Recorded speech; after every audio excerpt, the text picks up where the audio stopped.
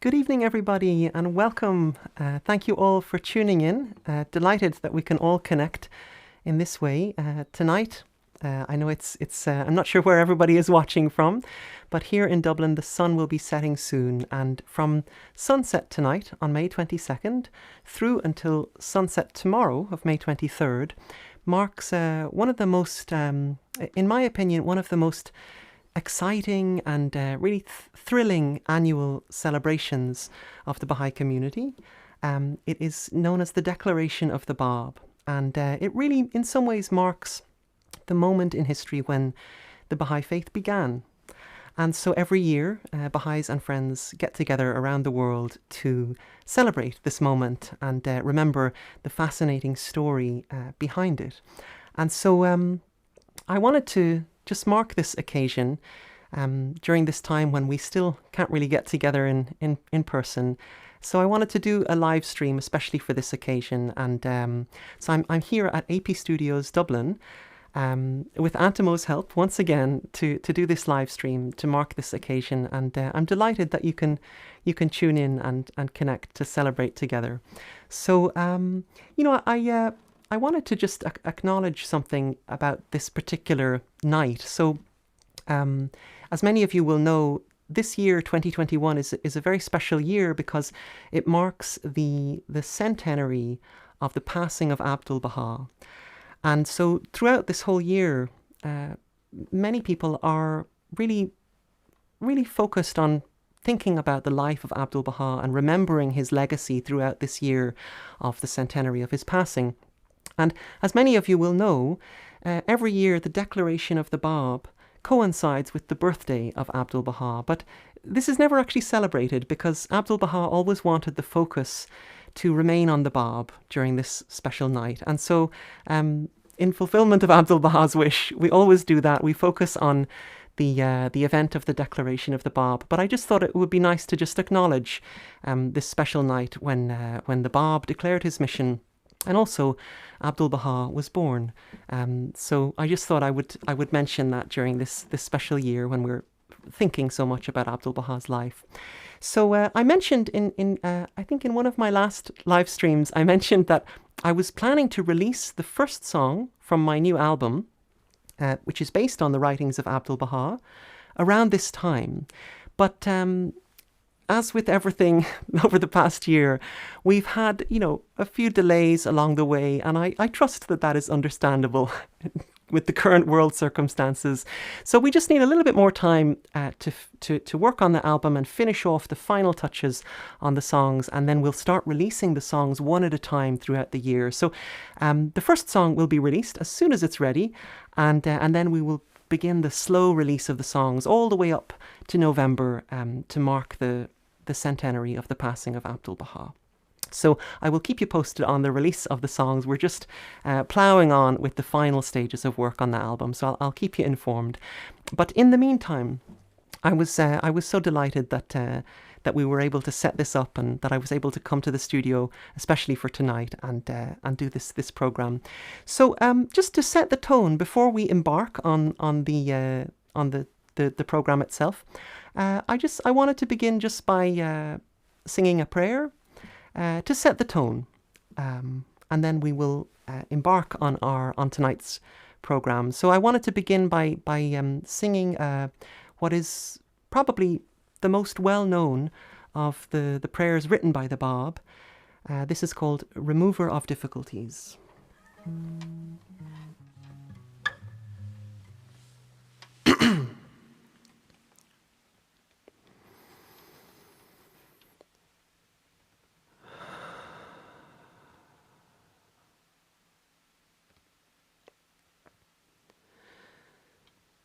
Is there any remover of difficulties, save God? Say, praised be God. He is God. his servants, and all abide by his bidding.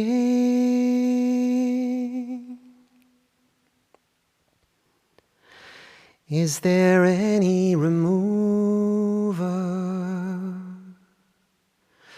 of difficulties, save God? Say, praised be God.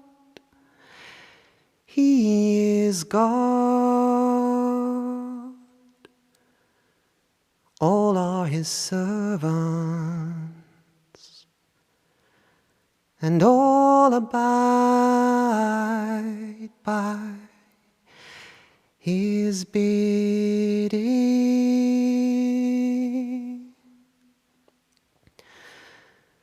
All are his servants, and all abide by his bidding.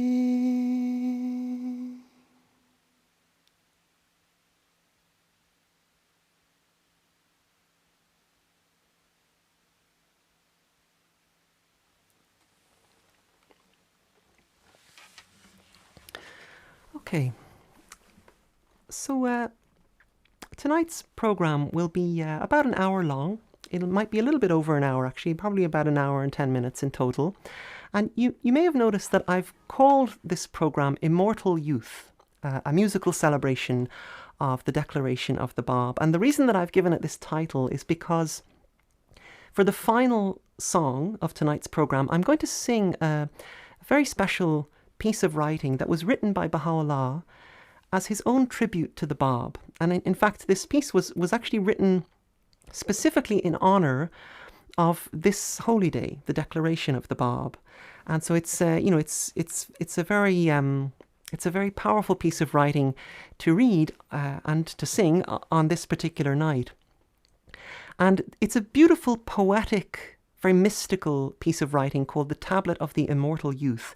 But it's quite long. And so when I sing it, I wanted to give you a heads up that it turns into a 20-minute song. But it's really intended as a kind of an immersive, meditative musical experience. And so I just wanted to let you know that in advance, when we get there to that final song, it's going to be this 20-minute piece. But I really hope that you can just, wherever you're watching from, I hope that you can just relax into it and immerse yourselves in the words and the poetry and the melodies of this beautiful tablet of the Immortal Youth. So I thought what we could do is we could work our way towards that tablet, and I could just lay the ground by sharing with you the story behind that tablet, and the story, really the story of the Bab, which is such a fascinating and really extraordinary piece of modern history, really.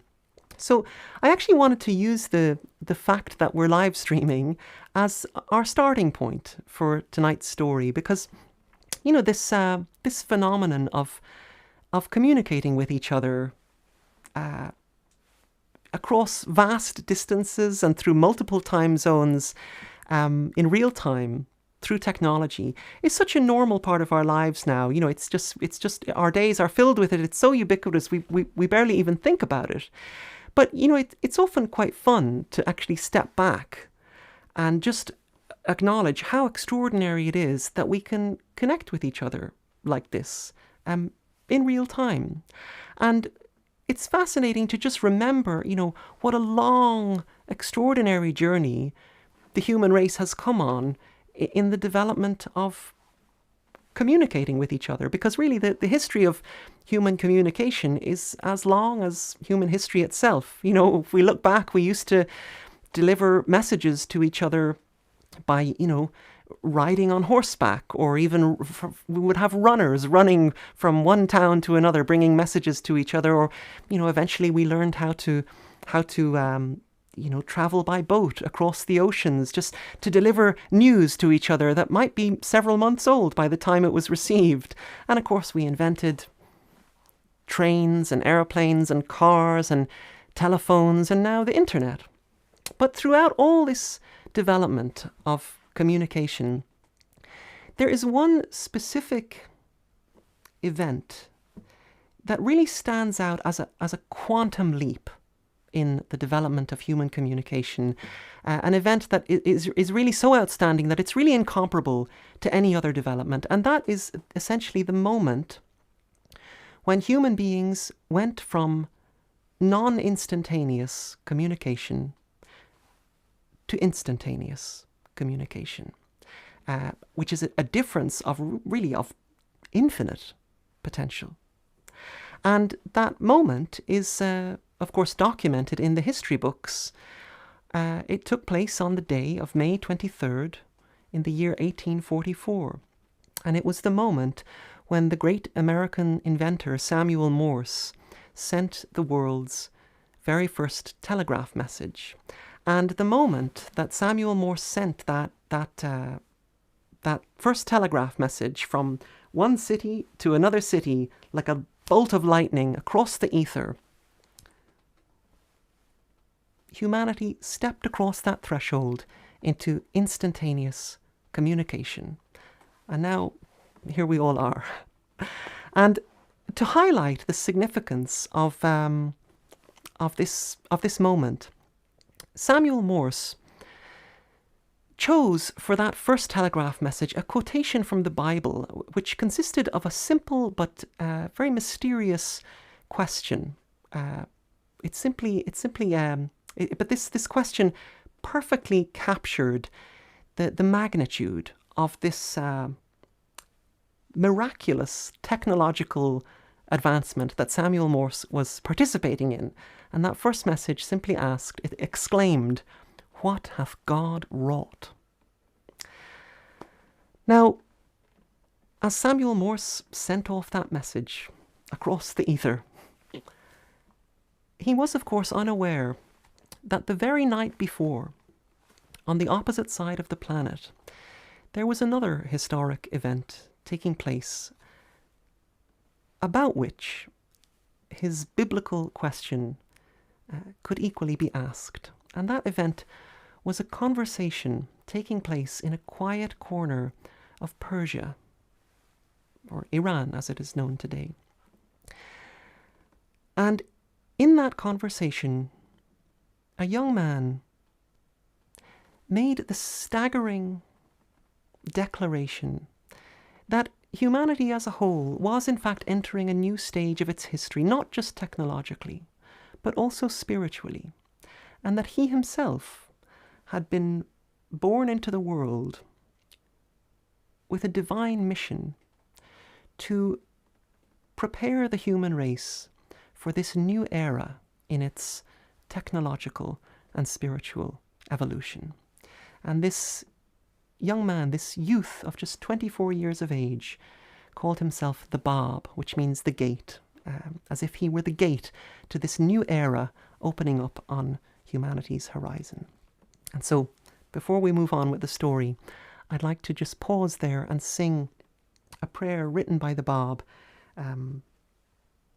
which I think just expresses some of the mysteries about how humanity and the world advance. This is called Lord of Grace Abounding.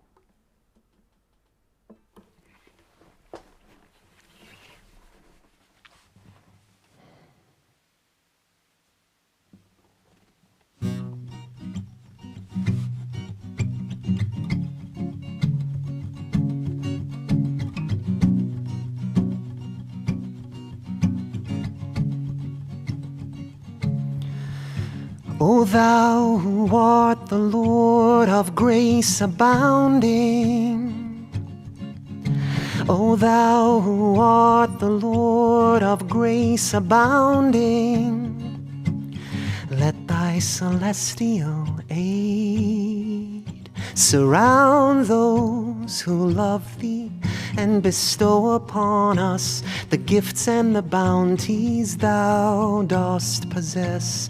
Be thou sufficient unto us of all things, forgive our sins and have mercy upon us.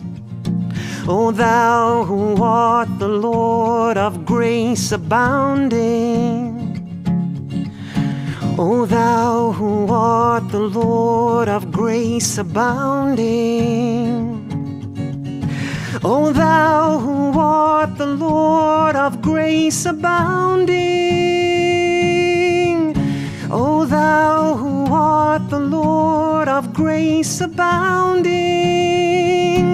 no one else do we invoke but thee, and naught do we beseech but thy favours. Thou art the Lord of bounty and grace, invincible in thy power, and the most skillful in thy designs. No God is there but thee, the all-possessing, the most exalted. Thou art our Lord, and the Lord of all created things.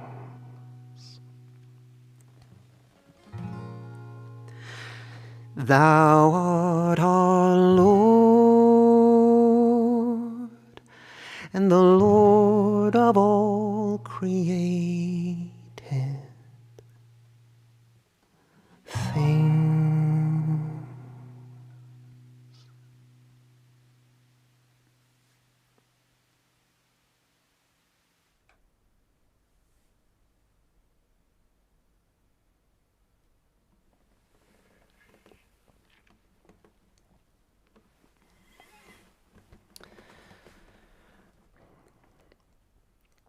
So, at the time when this 24-year-old Persian youth made this staggering declaration,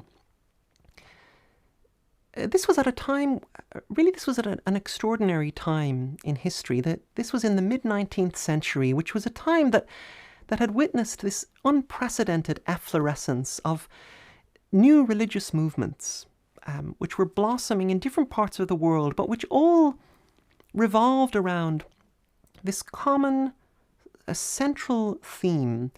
And that was the idea that the ancient promises of the world's great religions concerning the appearance in the future of that great promised one, foretold in the various sacred books of the world, were pointing towards the year 1844.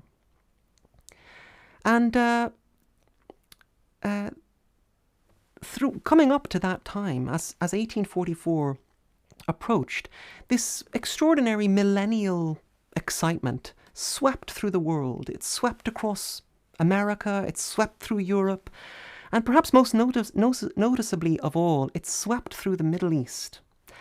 And really the Middle East at this time became caught up in such an extraordinary fervour of messianic excitement in expectation of the promised one, that societies had been so gripped to such an extent that special schools had been set up around the Middle East in places like Iraq and Persia, with the express purpose of educating people about the imminent coming of the promised one. And students were flocking from all over the Middle East to come and attend these schools and to study all of the special signs and characteristics that their traditions told them the promised one would display.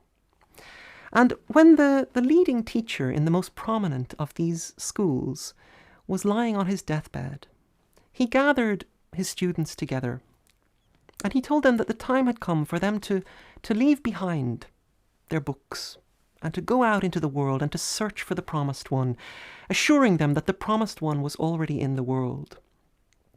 And most of his students sat around idle, not really knowing what to do or how to start or where to go. But there was one particularly outstanding, earnest young student by the name of Mullah Hussein, who immediately on hearing his teacher's dying wish set out to search for the promised one. And Mullah Hussein began travelling around the Middle East, really going wherever the promptings of his heart prompted him to go. He would go wherever that little inner voice inside him told him to go. He would go in that direction. Until finally he felt drawn, as if almost by a magnetic force, to the city of Shiraz in the south of Persia, a city which is famed for its architecture, its beauty, and perhaps above all for its poets. And Mullah Hussein arrived at the gate of the city of Shiraz on the evening of May 22nd, 1844. And while he was standing at the gate of the city, gathering his thoughts, he noticed a young man in the distance, walking towards him, smiling at him. And this youth walked directly over to Mullah Hussein and embraced him and welcomed him to Shiraz as if he were an old friend who had been expecting Mullah Hussein's arrival. And Mullah Hussein was so taken aback by the charm of this young man and his affectionate disposition that when the young man invited Mullah Hussein to come to his home and have some tea and rest a little after his long journey, Mullah Hussein couldn't help but accept the invitation. And he went with this youth to his home, where the youth served him tea and began to ask him about the nature of his travels. And Mullah Hussein said that he was a student of this great teacher, and that he was fulfilling his teacher's dying wish. He was searching for the promised one. And the youth said to him, "Well, that's a momentous quest you're on. How will you ever know when you found him?" And Mullah Hussein began to rattle off a whole list of signs and special characteristics that his teacher had taught him would be manifest in the promised one. He will do this and he will do that, and he will be like this and he will be like that. And the youth carefully listened to each of these signs that Mullah Hussein described. And to the great surprise of Mullah Hussein, he said to him, "All these signs are manifest in me."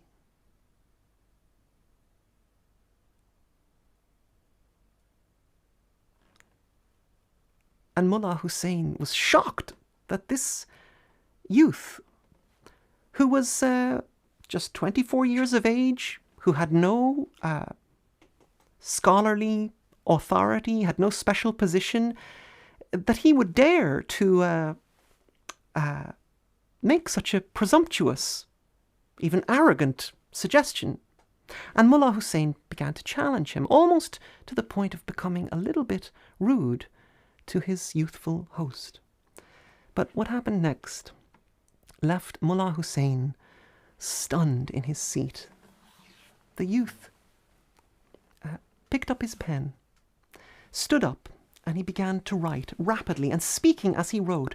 And before the astonished gaze of Mullah Hussein, this young man, in a language of the most profound, exquisite beauty, began to unravel the great spiritual mysteries of the world, the mysteries of the Quran, of the Gospels, of the Torah, the symbols, the stories, the hidden meanings, mysteries that had baffled the brightest scholars for thousands of years. This young man, before the widening eyes of Mullah Hussein, was unraveling them all with a poetry and a command of language that left Mullah Hussein in a state of paralyzed awe as he watched this youth perform this creative miracle. The words just seemed to flow effortlessly out of him, out of his mind, through his pen, onto the page, unpremeditated, verse after verse after verse, gushing out of him like a river of spontaneous, poetic creativity.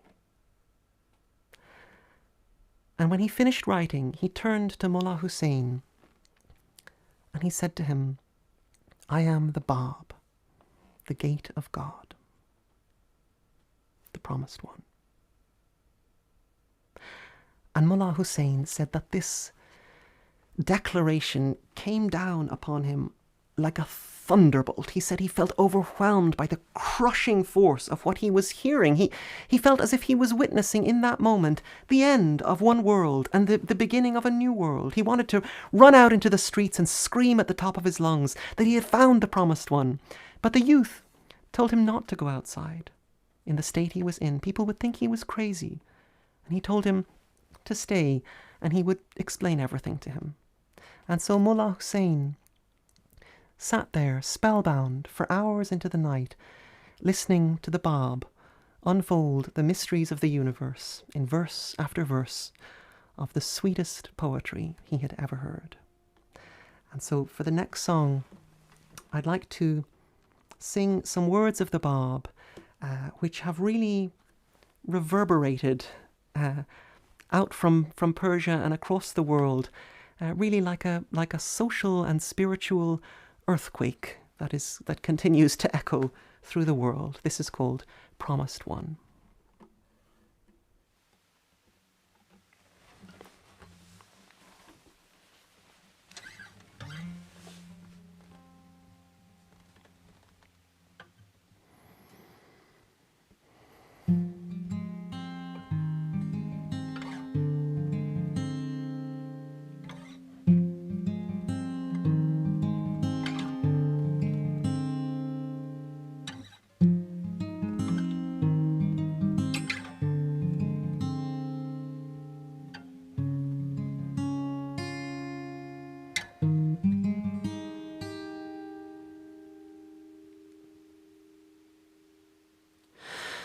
I am the mystic fame.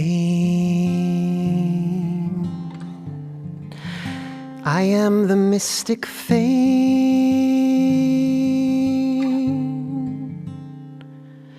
which the hand of omnipotence hath reared.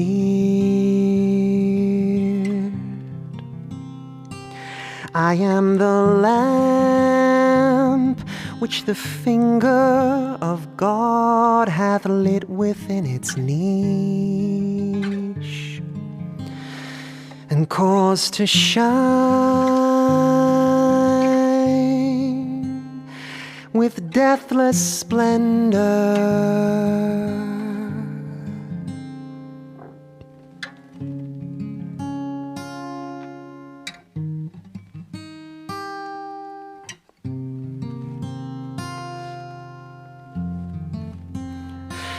I am the flame of that supernal light that glowed upon Sinai in the gladsome spot and lay concealed in the midst of the burning bush.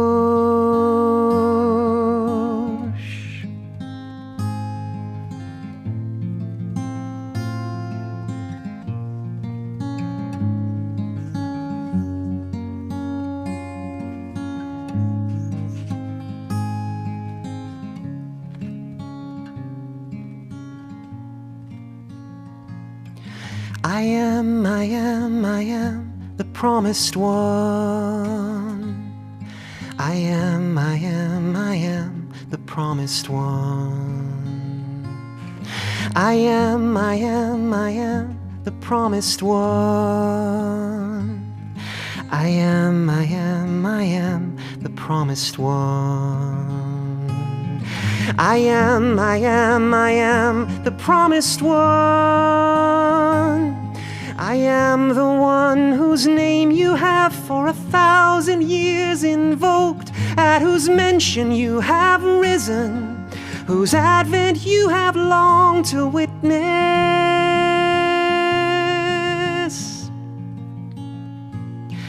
and the hour of whose revelation you have prayed God to hasten. I am the promised one. I am the promised one. I am the promised one. I am the promised one. I am the promised one. I am the promised one.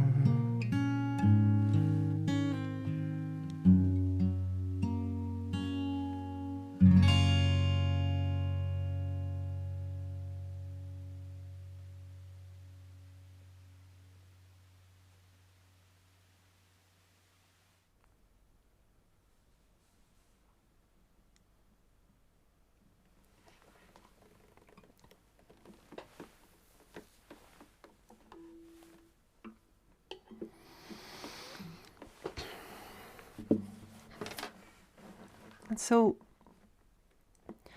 when the Bab finally allowed Mullah Hussein to share the news of his discovery, Mullah Hussein set out across Persia, blazing a trail from north to south and east to west, sharing the message of the Bab with whoever was willing to listen. And that message spread like wildfire. Thousands upon thousands of people, ranging from the most revered scholars in the most distinguished national positions to the most humble and lowly farmers and workers of the land, embraced that message with a fervour and devotion that became a source of astonishment to their countrymen. And the essence of the Bab's message could really be summed up in one word, and that word was oneness.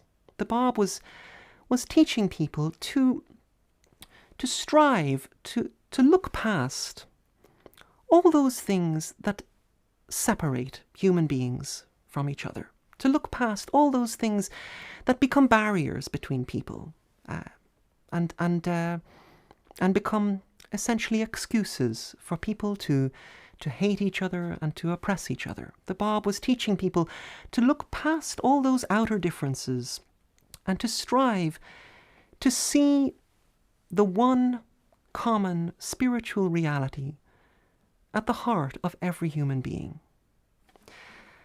Essentially, he was teaching people to see each other as souls, each endowed with the capacity to become noble, courageous, loving beings.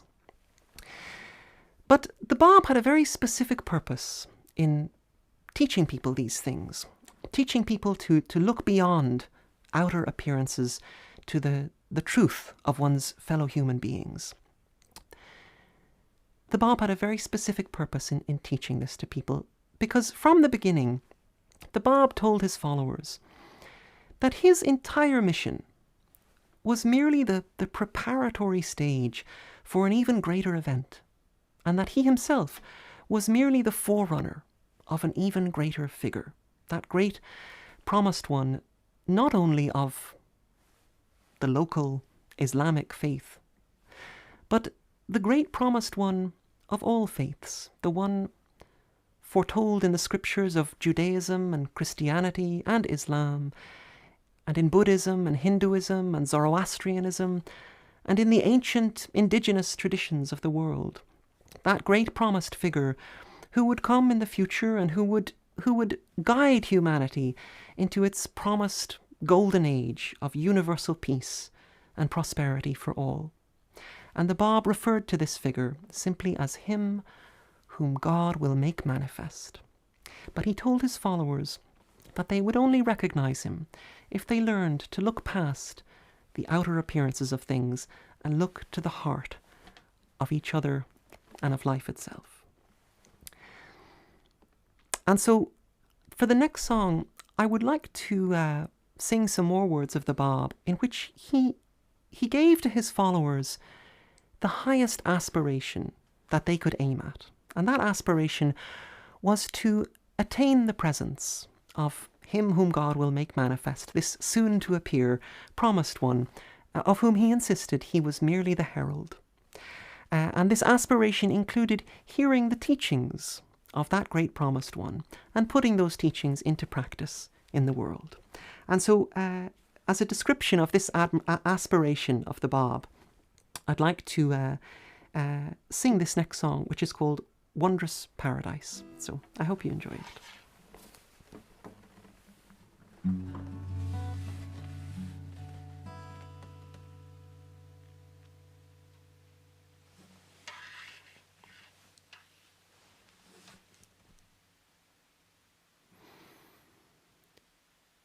There is no paradise more wondrous. There is no paradise more wondrous for any soul than to be exposed to God's manifestation in His day, to hear His verses and believe in them.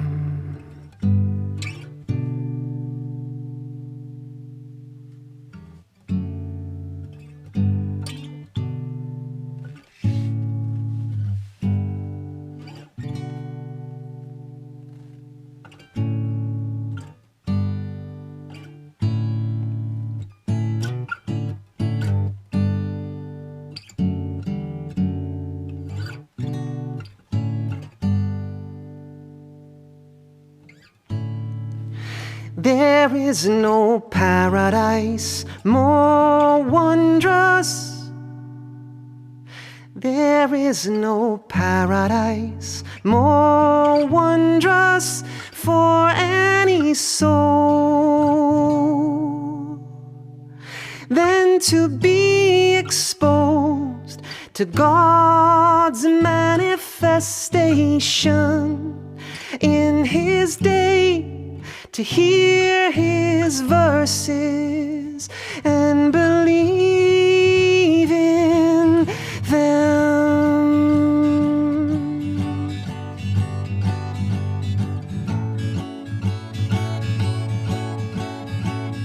There is no paradise more wondrous. There is no paradise more wondrous to attain His presence, which is naught but the presence of God, to sail upon the sea of the heavenly kingdom of His good pleasure, and to partake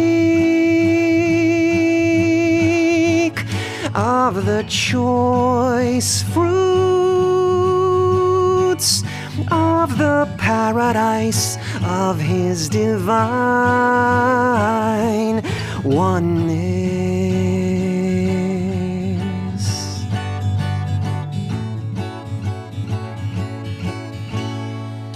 There is no paradise more wondrous. There is no paradise more wondrous for any soul than to be exposed to God's manifestation in His day, to hear His verses and believe in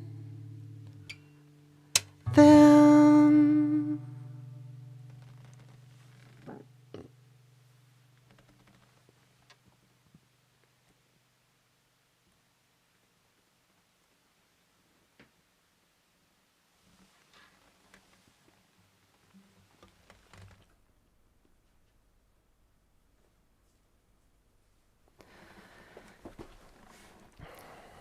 And so as the Bab's message continued to spread further and further afield and ever more rapidly, and more people around Persia began to prepare themselves for the coming of Him whom God will make manifest, the promised one of all religions, the authorities in Persia became extremely threatened by the seemingly unstoppable influence that this youth was having. Even though the Bab had no special power, he had no army, he had no weapons. All he had was his pen and his writings. And yet these writings, these poetic, beautiful writings that just seemed to flow out of his mind completely spontaneously, with the most dazzling and brilliant creativity, full of the most profound insights about the human condition. These writings seem to have this extraordinarily mysterious and transformative effect on the people who read them. People would read these writings and the world would be forever changed for them. They would,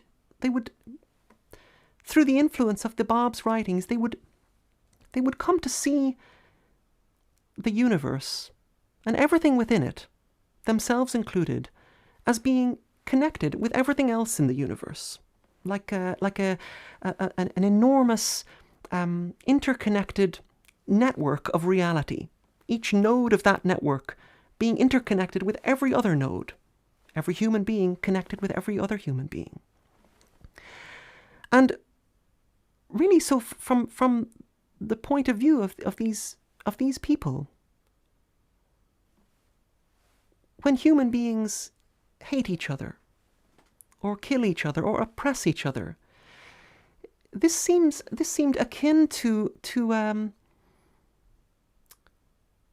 the idea that humanity is affected with an autoimmune disorder, in which we are effectively attacking the very cells of our own body. And so, from the newly found perspective of these followers of the Bab, the most rational, the most logical mode of operation in which to live was to love each other, and to care for each other, and to strive to help and collaborate with each other, and to strive as best they could to live in harmony with each other and with the environment around them.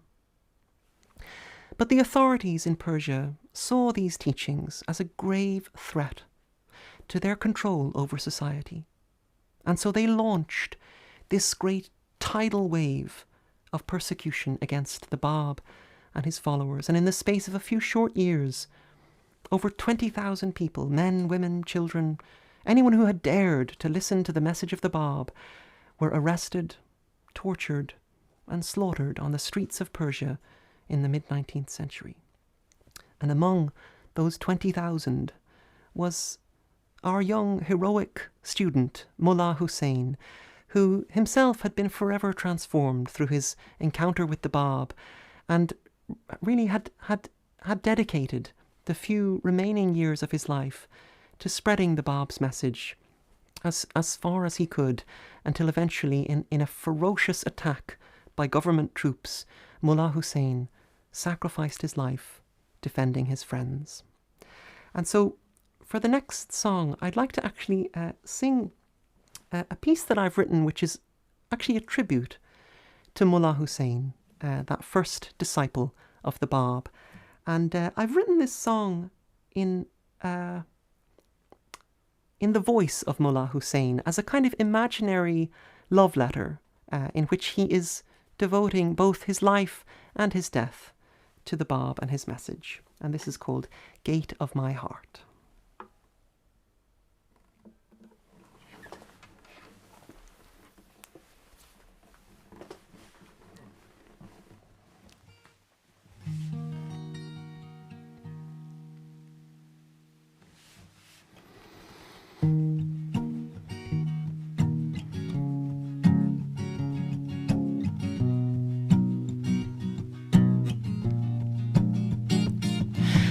I was alone when the banks burst and the river came down from the clouds to the earth, and you were the one I had longed to find, the honey to my tongue and the balm to my mind. So if I should speak but a word of you.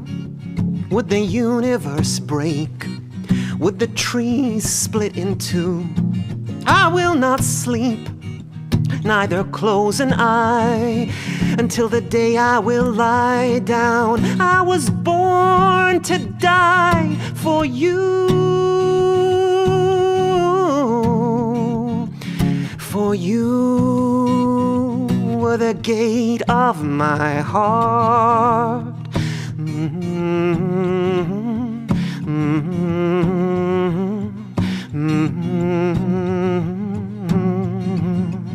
If heaven should fall, then what am I to do? This is real for me, if it's real for you. To this I was sworn as I combed the earth, from the day I was born until the night of my birth. So understand, my heart and hand have crawled from land to land. You were my grail, my only goal, forever the Joseph of my soul. If I am you and you are me, and every page of history has led me here, to the shade of your door, the ark, the flood, the holy blood, the bush aflame, the cross, the pain, the heads that rolled like waves to the shore. So if I should walk with this flag afly to Mazindaran, where the kings go to die, I will not ask neither how nor why, but there's a star in the sky for every tear I cried for you. For you were the gate of my heart.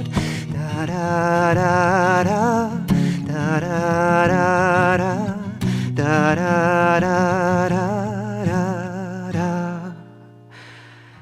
I was lost and I am found, my tongue unloosed, my mind unbound. You said 2 words, I am, and spoke them thrice, I am, and made your life a sacrifice.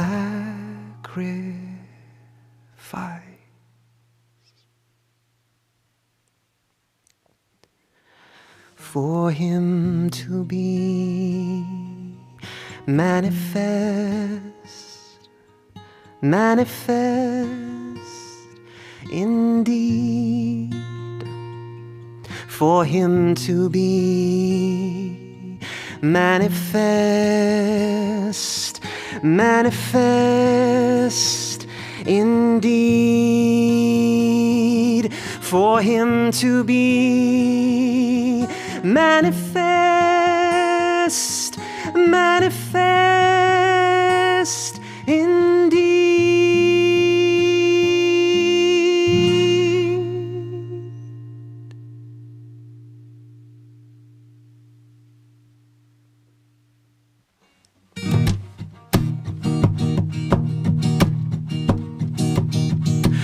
I was alone when the world began. I stood at the throne of the image of man. So think of my name when you count the stars. I am your Hussein. This is my Karbala.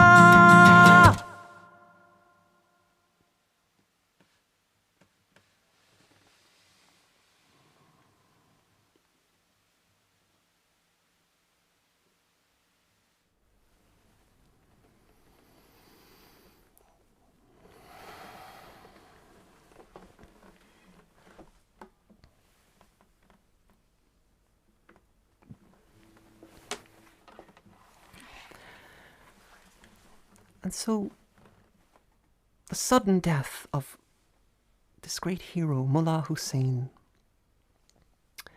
in no way stifled the spread of the Bab's message. In fact, it seemed as if the more that the Persian authorities strove to suppress the Bab's message, the further and more rapidly it spread. It was like throwing oil on a fire.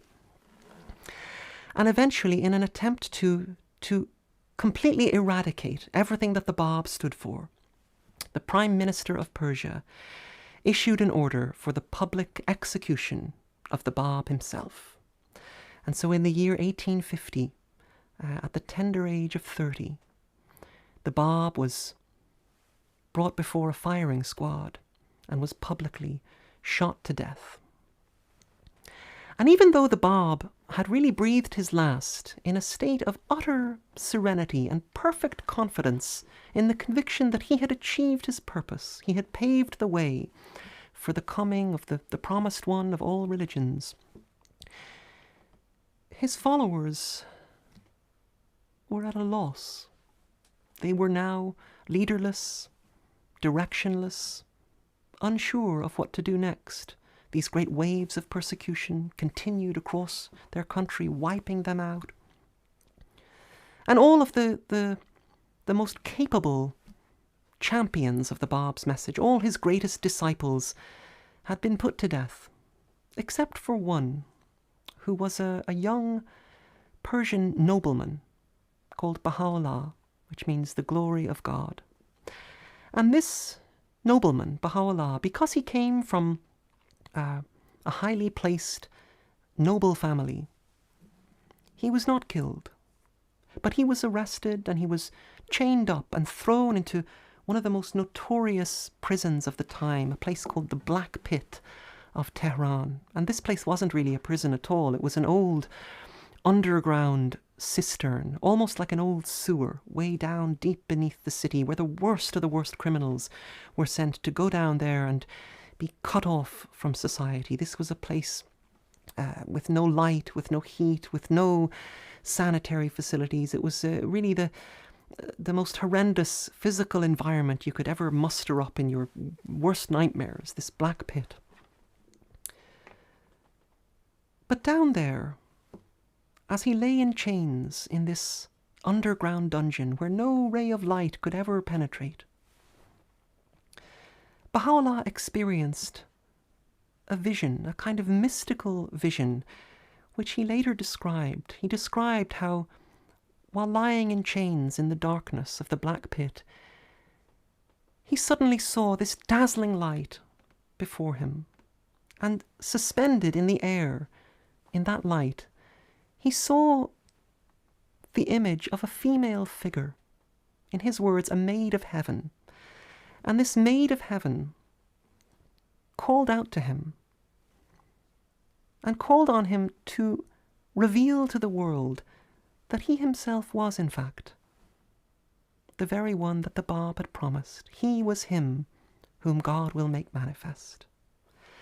And she told him not to be afraid, that although at that moment he lay in chains in an underground dungeon, she assured him that she would guide him and inspire him with a message that would ultimately lay the foundations for universal peace and would provide a creative impulse for a new civilization, a civilization that would forever advance and would carry humanity forward as one united family, progressing in both its spiritual and, of course, technological advancement. And, of course, the story of Baha'u'llah is a story for another night. But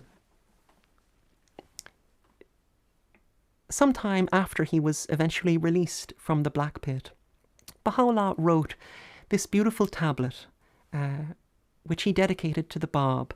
And he wrote it specifically in honour of that fateful night of May 22nd, 1844, when the Bab said those eternal words to the young student Mullah Hussein, "I am the gate of God." And so this tablet of the immortal youth, as I mentioned, it's a poetic piece, and it tells a story. It tells the story of this youth coming with his message, followed by this maid of heaven coming with hers. And as I mentioned, it's 20 minutes long, so I hope that you can just sit back and relax and really just immerse yourselves in the poetry and the melodies and the words of this tablet of the Immortal Youth, Baha'u'llah's own tribute to his own herald and forerunner, the Bab. So with that, we will begin the centerpiece of tonight's program, the tablet of the Immortal Youth. I hope you enjoy it.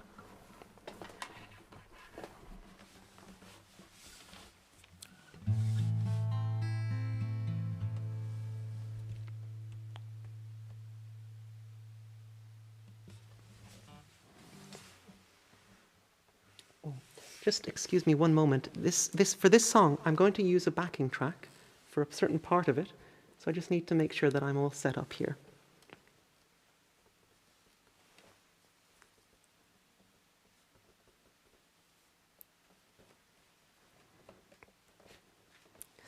If it's 20 minutes long, we might as well get comfortable.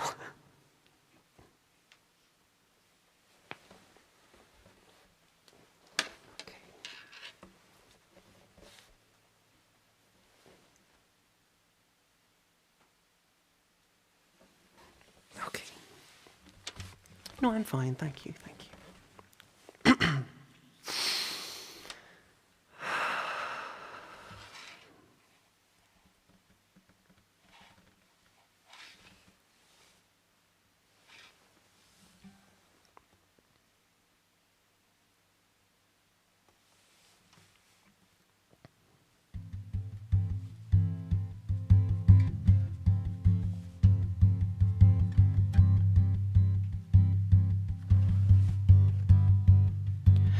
Lo, the gates of paradise were unlocked, and the hallowed youth came forth, bearing a serpent plain. Rejoice, this is the immortal youth, come with crystal waters.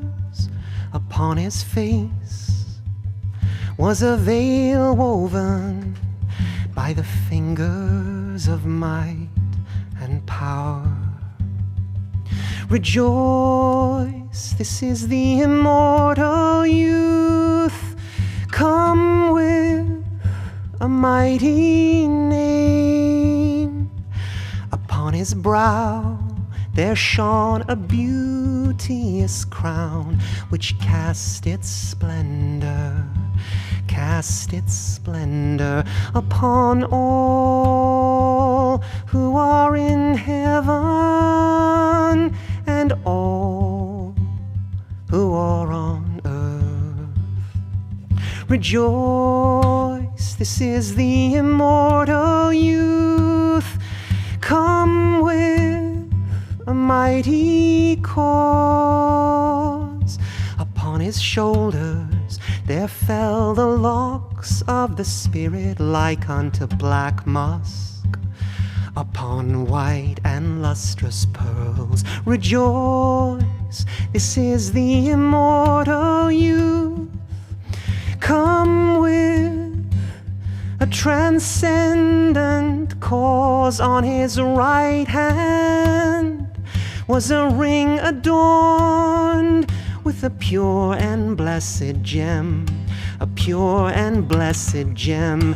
Rejoice, this is the immortal youth, come with a mighty spirit. Upon it was graven in a secret and ancient script, by God,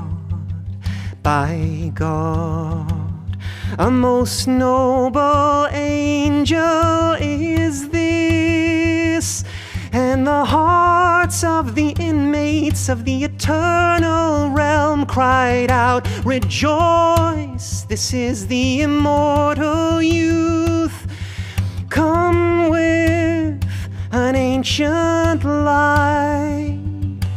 Upon his right cheek was a mark whose sight caused every man of understanding to waver in his faith, and they that dwell behind the veil of the unseen exclaimed, rejoice, this is the immortal youth, come with a mighty secret. This is the point from which the knowledge of the former and the latter generations have been unfolded, and the denizens of the kingdom intoned, rejoice, this is the immortal youth, come with a mighty knowledge. This verily is the horseman of the Spirit, who circleth round the fount of everlasting life.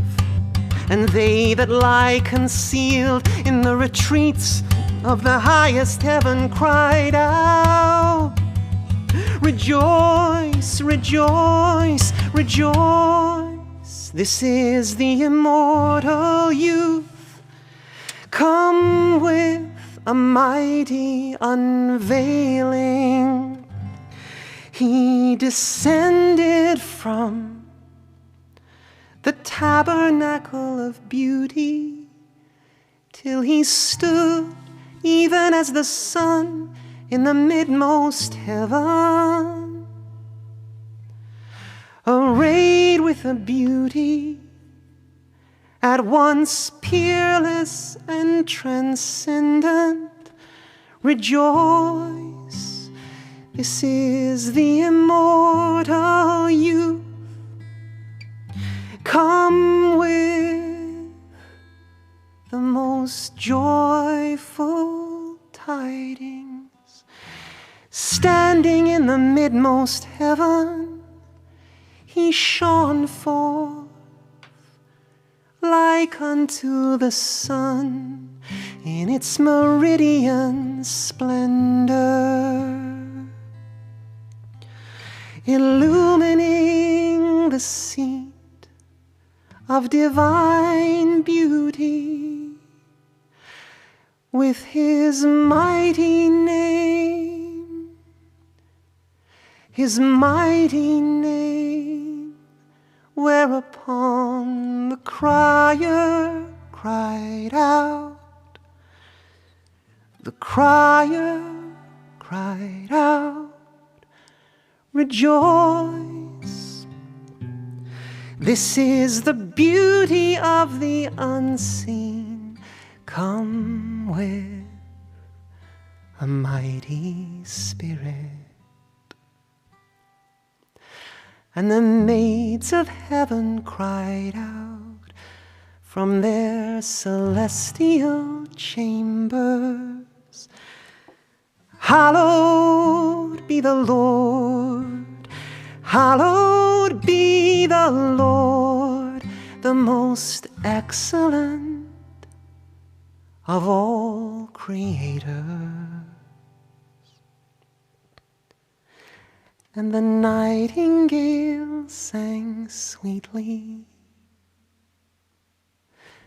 the nightingale sang sweetly, rejoice, this is the immortal youth, who's like the eyes of the favored ones of heaven have never beheld.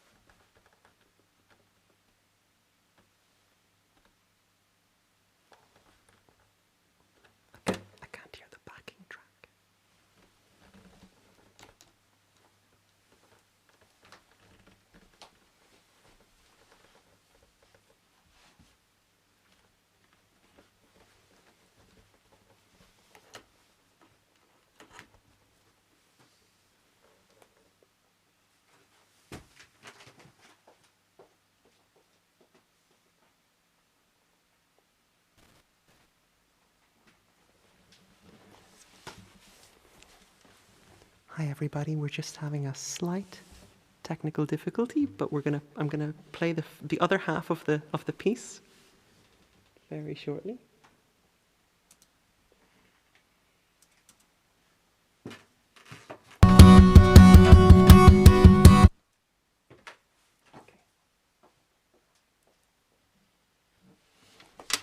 Here we go, part 2.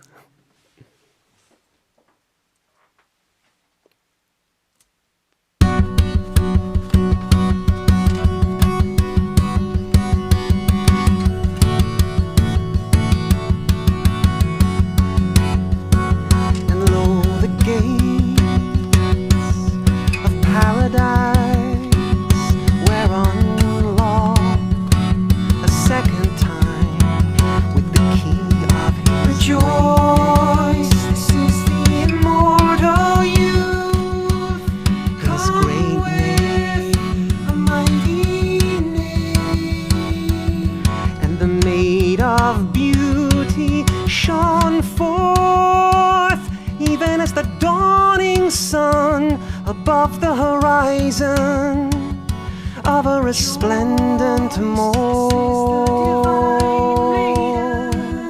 of a resplendent morn, she came forth with such adorning as to seize with longing desire the minds of them that are nigh unto God, that are nigh unto God. Descending from the chambers of eternity, she sang in accents that entranced the souls of the sincere, of the sincere, a mighty secret suspended in the air. She let fall a single lock of her hair from beneath her luminous veil, her luminous veil. Shedding the fragrance of that lock upon all creation, whereupon the faces of the holy ones grew pale, and the hearts of the ardent lovers were filled with the blood of anguish.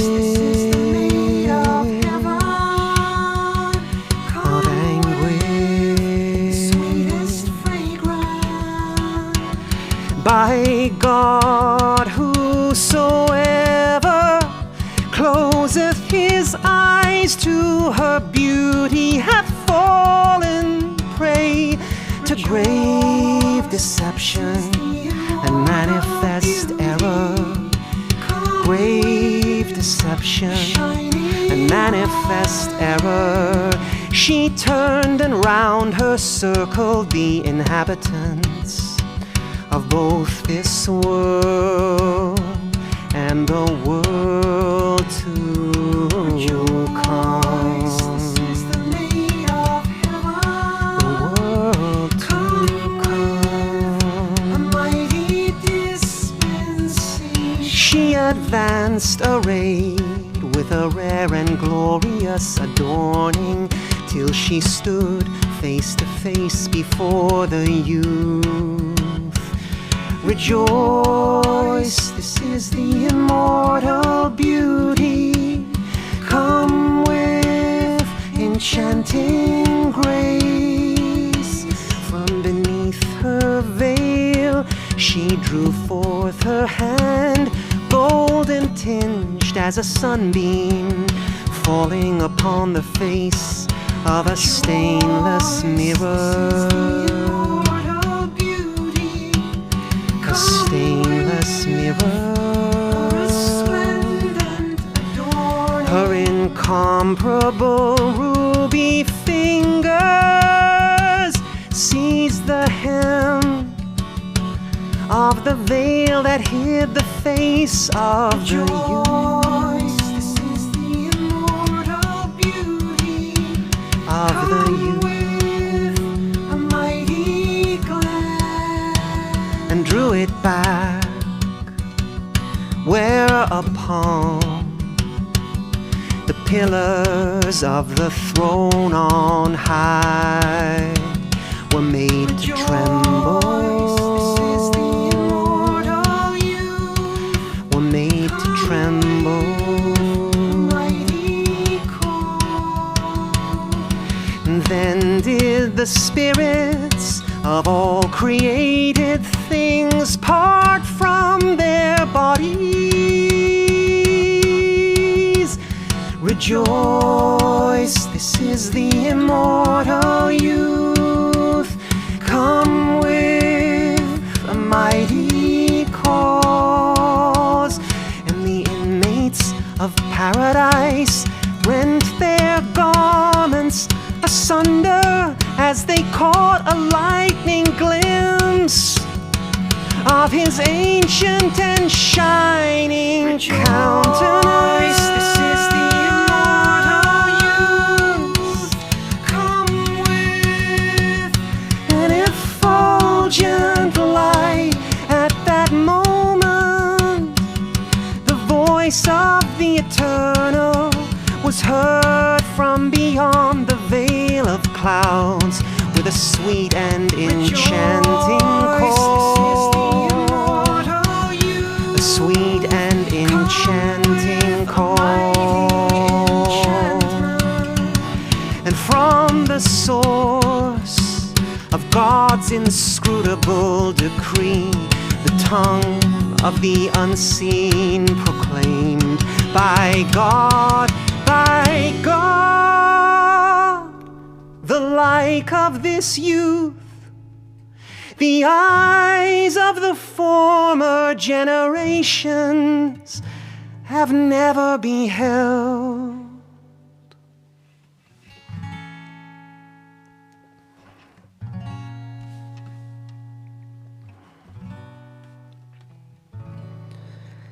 And the maids of holiness cried out from the chambers of exalted dominion. Rejoice, this is the immortal youth, come with manifest sovereignty. By God, this is that youth whose beauty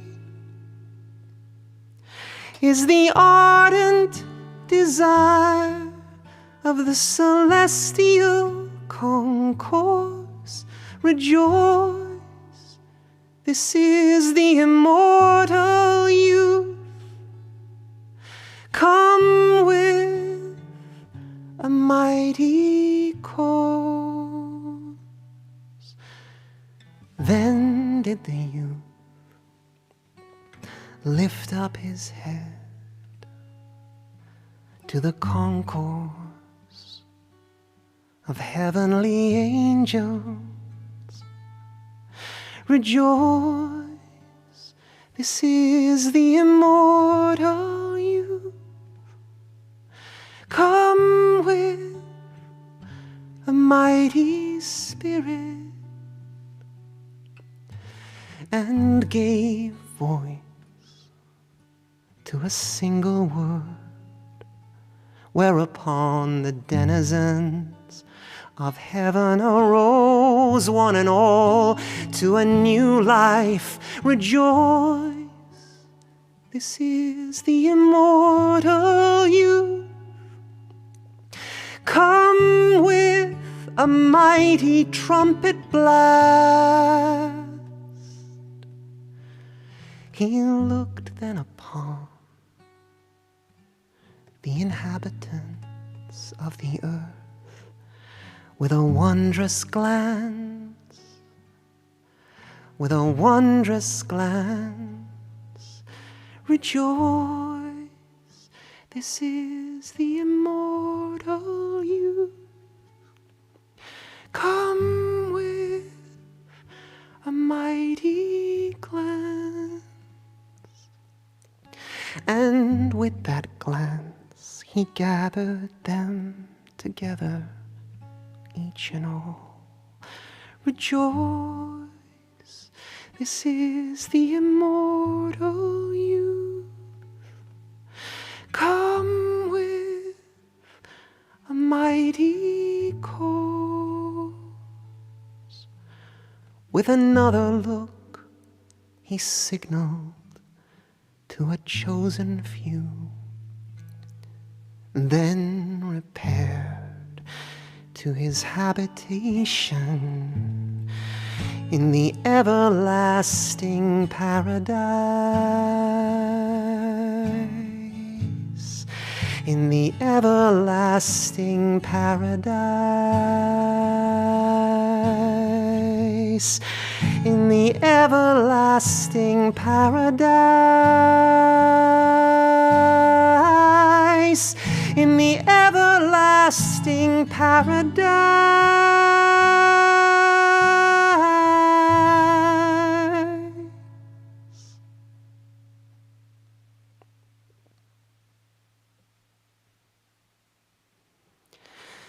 And this truly,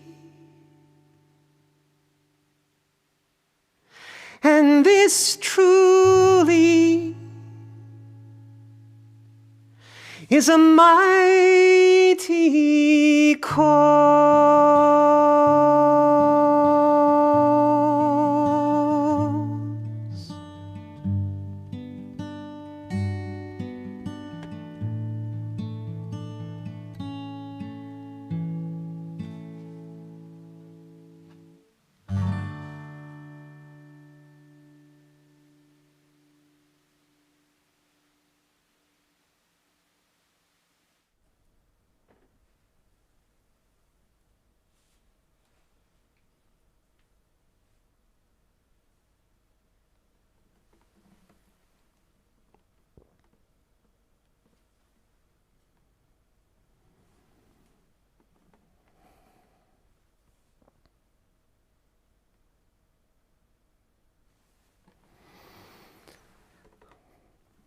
Okay, so that is Baha'u'llah's Tablet of the Immortal Youth, his tribute to the Bab, written for the occasion of the anniversary of his declaration on May 22nd, 1844. So I hope you enjoyed it.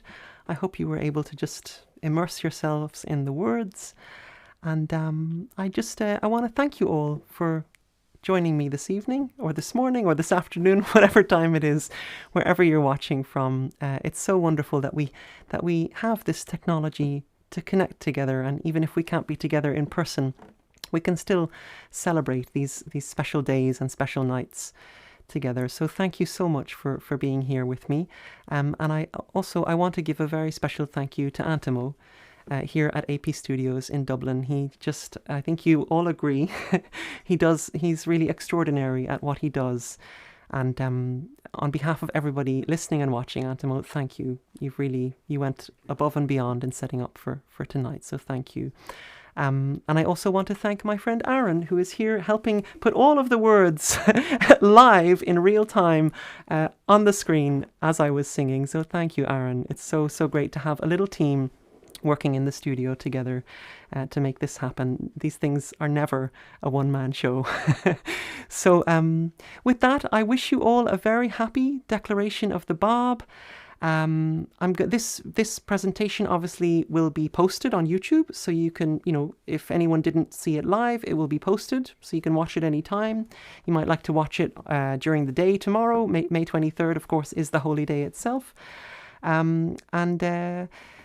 With that said, I look forward to sharing the new album with you very soon. So on that note, if you would like to receive the news about when the new songs are coming out in honour of Abdul Baha, you can join my email list at lukeslot.com, and you'll receive the news when the songs are starting their slow release up until November. So I'm really excited to share the new songs with you, as is everybody who has been working on them.